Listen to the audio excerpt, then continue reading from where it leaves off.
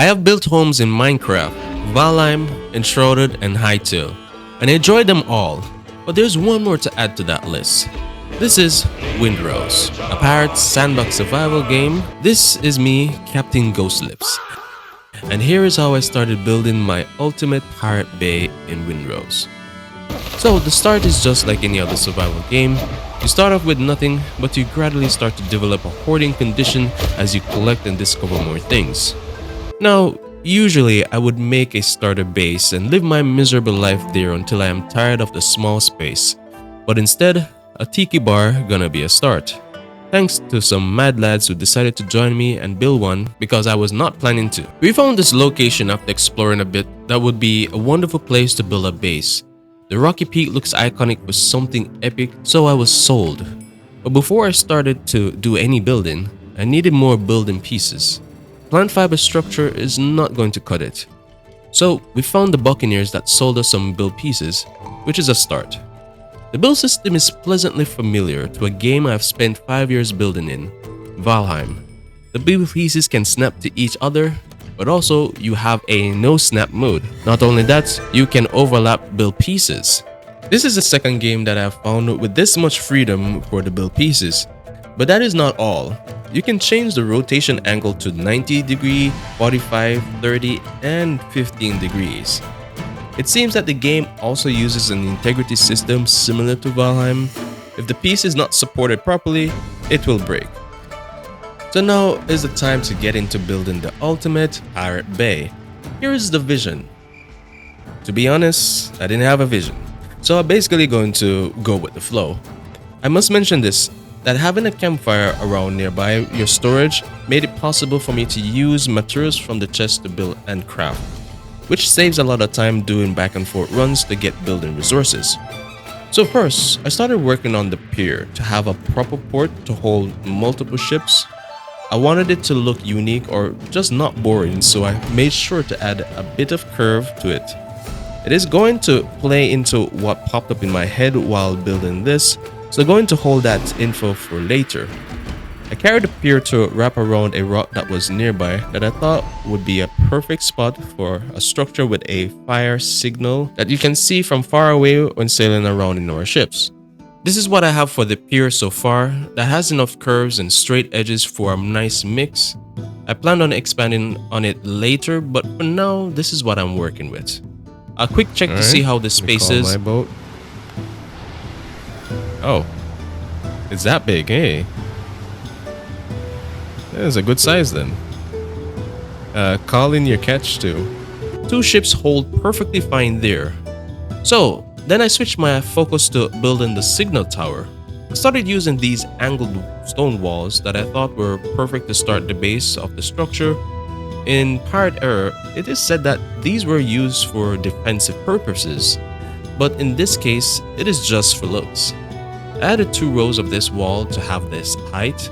Later, I added a walkway to walk around the rock. The next part of the structure, I wanted it to be round, but I forgot to measure and messed up so bad it couldn't meet.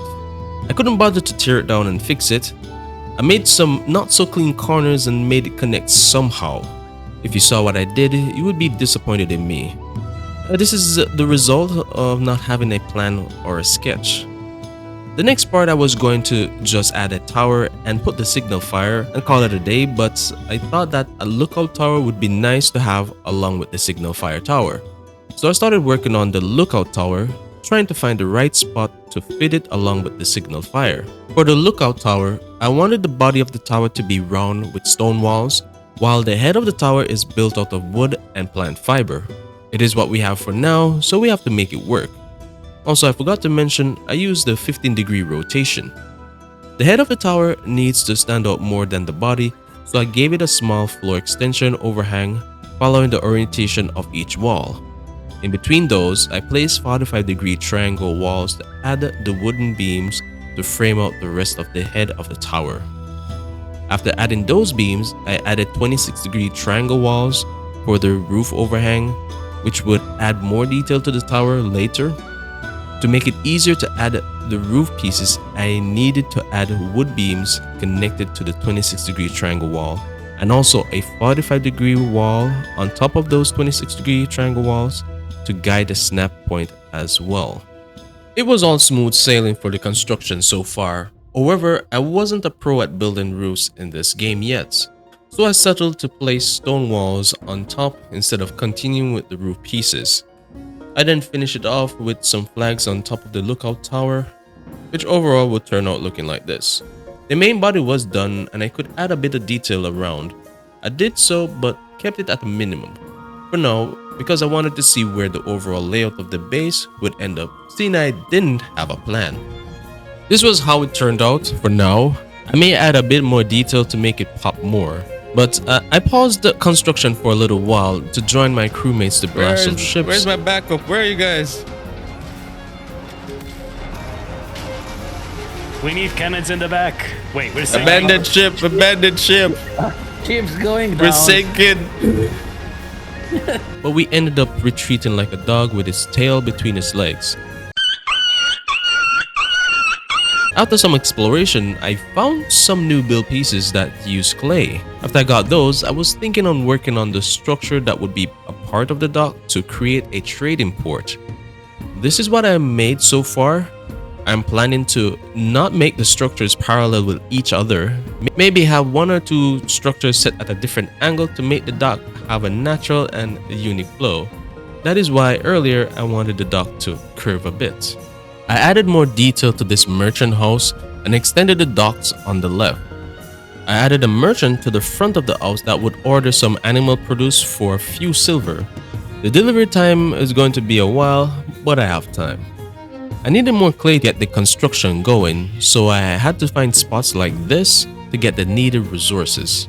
Also, this was a forest we devastated just to get 2,800 wood.